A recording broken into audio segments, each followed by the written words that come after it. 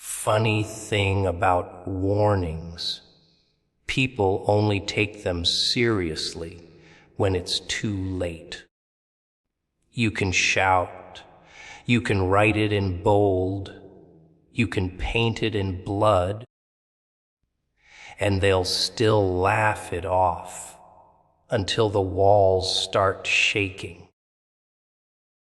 It's not that they can't hear you. It's that they don't want to. Because the moment you admit a warning is real, you also admit that danger is closer than you'd like to believe.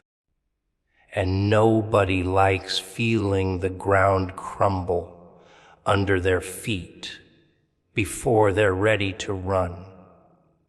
You ever notice how people only start paying attention when it's already too late?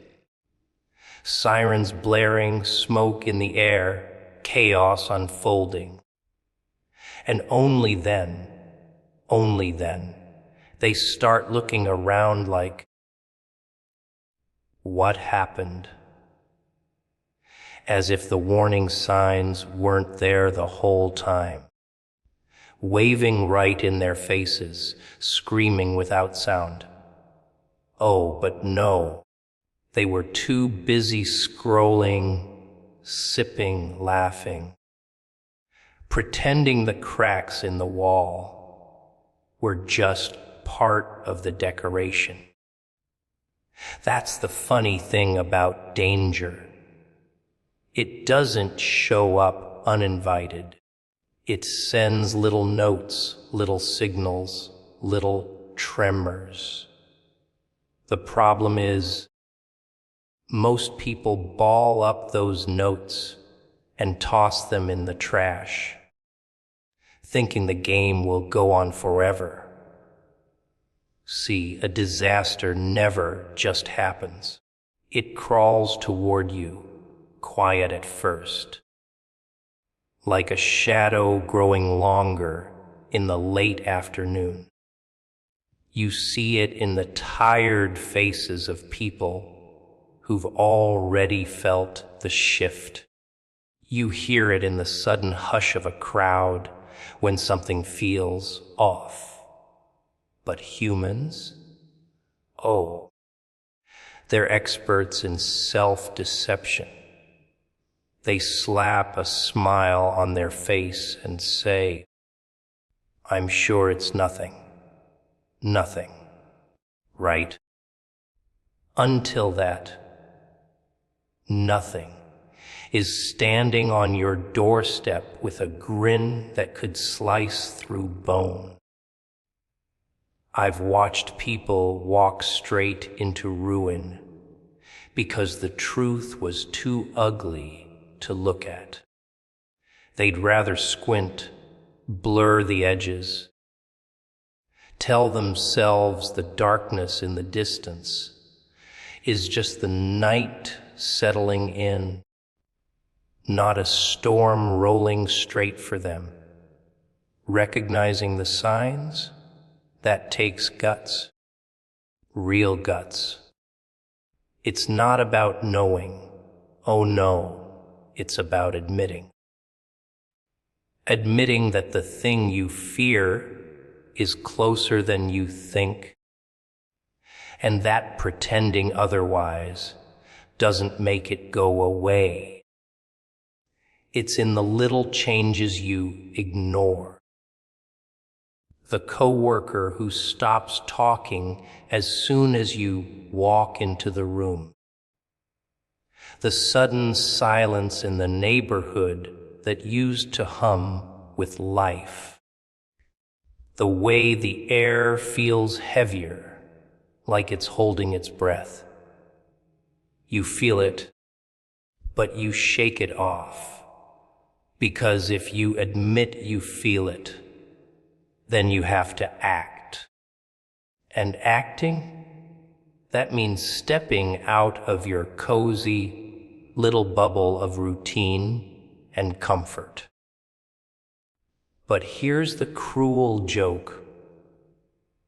The signs don't care if you're comfortable. They don't care if you're not ready or if the timing's bad. They're not asking for permission to exist. They're warnings. And every time you turn your head, every time you laugh it off, every time you convince yourself there's still time, the clock keeps ticking. And you don't even hear it until it's deafening. You can smell the danger before it comes knocking, you know. It's in the way familiar places start feeling unfamiliar. The way familiar faces start looking like strangers. The way a calm day starts carrying the weight of something unsaid. And when you feel that, you're standing at a fork in the road. One path says, pay attention, prepare, protect. The other says, don't worry. Everything will work itself out. Guess which one most people choose. They choose the path with the pretty flowers, the gentle music, the illusion of safety.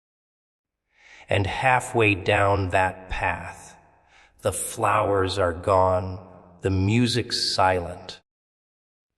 And all that's left is the sound of footsteps, your own, and the creeping realization that you should have turned back when you had the chance. Recognizing the signs isn't about fear. It's about survival.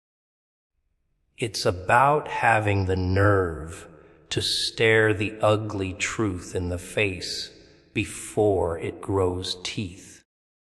Because here's the thing. Those signs you ignore, they don't stop just because you don't look. They multiply. They stack up. They start whispering to each other in the dark. And by the time you finally see them for what they are, they're not warnings anymore. They're the opening act before the main event, and the show's already begun without you noticing. Funny thing about people, they think they've got more time than they do. They always believe tomorrow's this wide, open field. We waiting for them to stroll in whenever they please. But tomorrow's not a field. It's a locked door, and the key, oh, that key is in your hand for a little while, then it's gone. What most people don't realize is that warnings don't stretch forever. They don't wait patiently in the corner until you're ready. They have an expiration date. And when that date passes, so does your chance. You ever see someone miss their moment right in front of them? It's like watching a slow motion train wreck.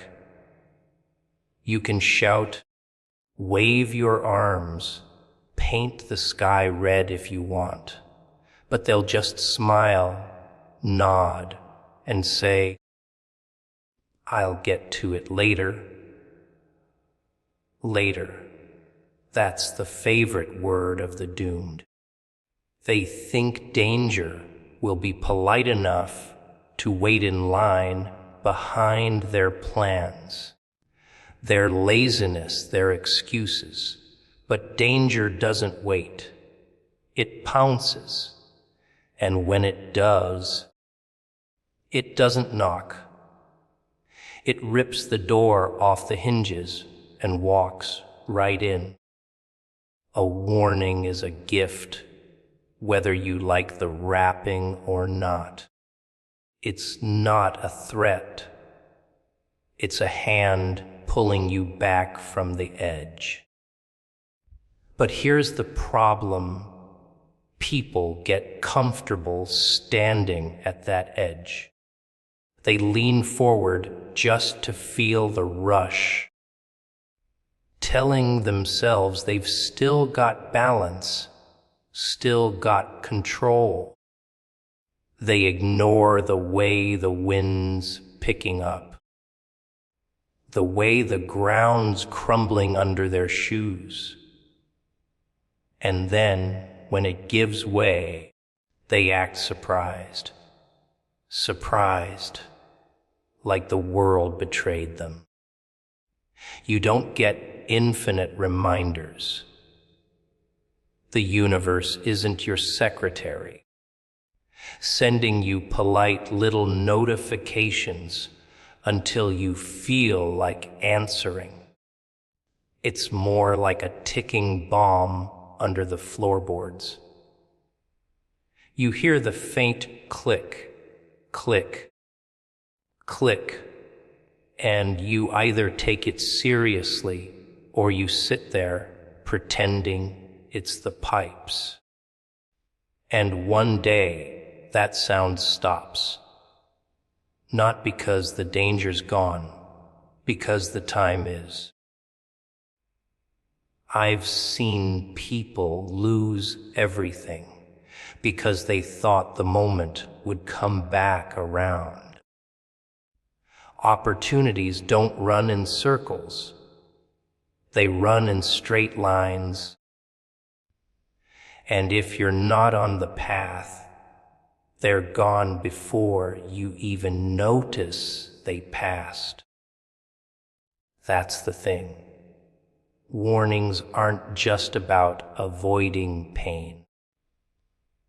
They're about seizing the sliver of time where you can still do something about it. Miss that sliver, and you're just a spectator in your own downfall. And you can tell when someone's running out of warnings. There's a look they get, wide eyes, frantic hands, but the kind of frantic that comes too late. They're trying to patch holes in the ship after it's already halfway under. They scramble, plead, pray for one more sign, one more hint, one more chance. But the thing about last chances, you don't know they're the last one until after you've wasted them. You can't treat warnings like background noise. They're not wallpaper. They're flashing red lights in your face, and the longer you ignore them, the dimmer they get, not because they're less urgent, but because you've gotten used to the glow. And once you've adjusted to the light, you won't even see it anymore. You'll walk straight past the danger, right into the teeth of it, wondering why nobody told you. But someone did. The signs told you. The uneasy feeling told you. The shift in the air told you. The problem is, you thought those signals would keep repeating until you were in the mood to act. You thought you could put off preparation until after your comfort was satisfied. You thought you were in control of the clock. But the clock doesn't ask your permission to strike midnight. It just does. And when it does, everything changes. People think the world falls apart in some grand, theatrical way. Sirens wailing, skies tearing open, fire raining down. They imagine they'll see it coming, have time to grab their coat, their wallet, maybe even a goodbye hug before it all collapses. But it's never like that. No. The big shifts, the ones that change everything, they slip in quiet, like a shadow creeping under the door. You don't even notice until the room feels colder, and by then, it's already here. The mistake most make is waiting for the perfect moment to act, as if perfection's ever shown up on time for anyone. They keep their plans in their back pocket, waiting for the wind to be just right, the road to be clear, the stars to line up in polite little rows. But the world doesn't wait for your alignment. It moves with or without you. While you're sitting still, waiting for the sign, others are already moving, already taking the spot you thought you'd have. And when you finally get up to run, the race has already ended. You've heard it before. Hesitation kills. But it doesn't kill loudly. It's not a gunshot. It's a slow suffocation. Every second you spend thinking instead of doing is one breath you won't get back. And you'll tell yourself you're just preparing, strategizing, making sure it's the right move. But deep down, you know it's fear dressed up as wisdom. You know you're stalling, hoping the decision will make itself. But decisions don't walk to your door and knock politely. They come like storms. You either get inside or you get drenched. The truth. Action doesn't wait for certainty. It feeds on risk. Every great leap, every real change started with someone not knowing how it would end, but doing it anyway. That's the part no one wants to hear. There's no safety net for life. You can write all the plans you want, but paper burns fast when the fire hits. And when it does, the only thing that matters is whether you're moving or frozen. I've seen people lose more to waiting than to failure. Failure hurts, yes, but it teaches, it sharpens, it gives you scars you can work with. Waiting rots you from the inside. It makes you softer, slower, more comfortable with doing nothing. And before you know it, nothing becomes your normal. You start telling yourself stories, how it's better to avoid the risk. How maybe the chance wasn't meant for you. How you're playing it smart. But what you're really doing is making peace with regret before it's even earned. And when the moment finally does slip through your fingers, you'll feel it. That empty drop in your gut. That heavy silence when you realize the door is closed and you didn't even try to open it. You'll replay it in your head 1,000 times, thinking about the one move you could have made differently, the one word you could have said, the one step you could have taken. But thinking doesn't rewind the clock. It just traps you in a loop where nothing changes except how much older you get. Opportunities aren't like buses. They don't come back around on schedule.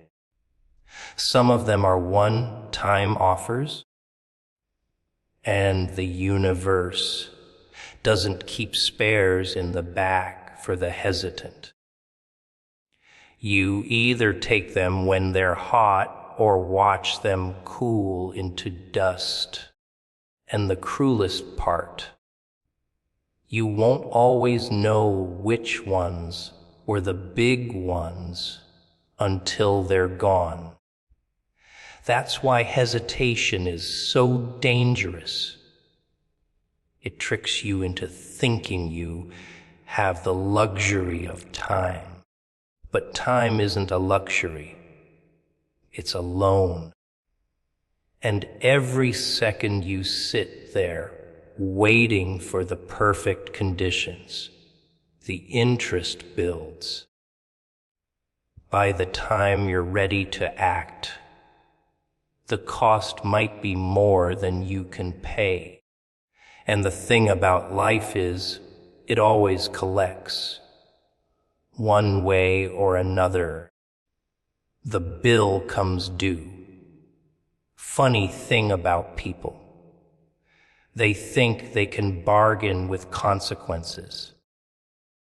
They believe if they just explain themselves well enough, if they just plead their case with the right words, the world will give them a pass. But the world doesn't listen.